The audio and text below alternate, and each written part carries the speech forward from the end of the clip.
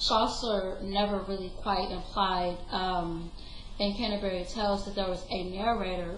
You can almost have this sense as a reader that each character is somewhat a narrator, because each character kind of talks about their personal life, their personal experience, and it just kind of narrates. And as each character talks about these things, everything somewhat just falls into place and the current setting. So it kind of essentially makes you think as the reader that there is somewhat of a narration.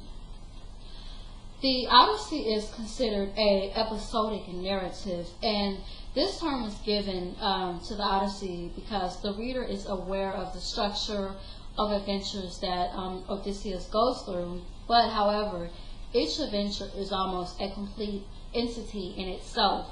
As I stated before, the story kind of flip-flops back and forth, and it's somewhat kind of confusing, but readers, as the story kind of continues to go on, readers begin to understand the characters of Odyssey and essentially Odysseus himself as the story progresses. What is my interpretation of both arts and my criticism? Although I'm not a novice at critiquing arts, I consider myself a beginner, but I have learned a lot of things about how to critique artwork. I've learned very extraordinary things. And one of the things that I have learned about art in general is how to be an interpretive critic. And because of that, by me, reading the Odyssey and the Canterbury Tales, I was able to gain a much better understanding of the character Odysseus himself, of which I never quite understood, just from reading the story when I was in high school. And the thing as a critic, that you have to somewhat have a relationship with the story that you're reading, or the artwork that you're looking at, or the play that you're watching. You have to have a relationship with these characters or the sculptor.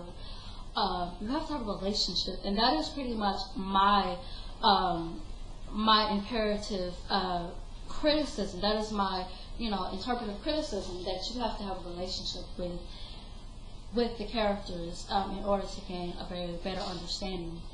However, I shall say that in the Odyssey, it is a very long story.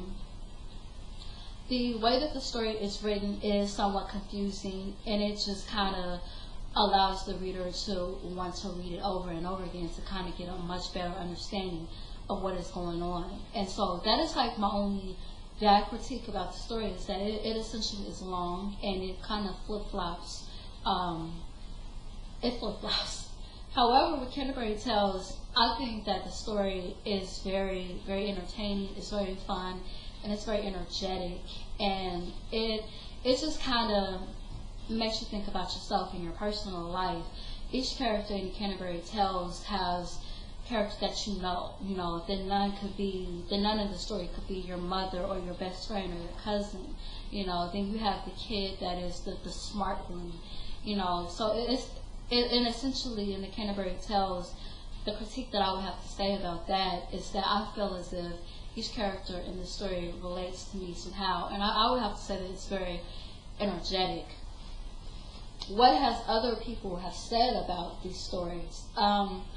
A lot of people, especially in high school, let's critique both the Odyssey and the Canterbury Tales. This has been a very long story. However, most criticism was drawn towards the Odyssey because essentially it is a very long story, and it can somewhat be very confusing. And most people that watch, who has even watched the Odyssey or has read the Odyssey, is confused, and that is what a lot of critics have said. However, the literature in both stories, the Odyssey and the Canterbury Tales, is very, very phenomenal. The literature is phenomenal. There are words in both stories that you've never heard of before, and it allows you essentially to kind of get a better understanding in the English language, definitely. This concludes my video speech, and on a side note, I just want to say that I have enjoyed myself while being in the humanities class. Although I didn't get the opportunity to have a in-class experience, I was able to really learn a lot of things that I actually never got to learn.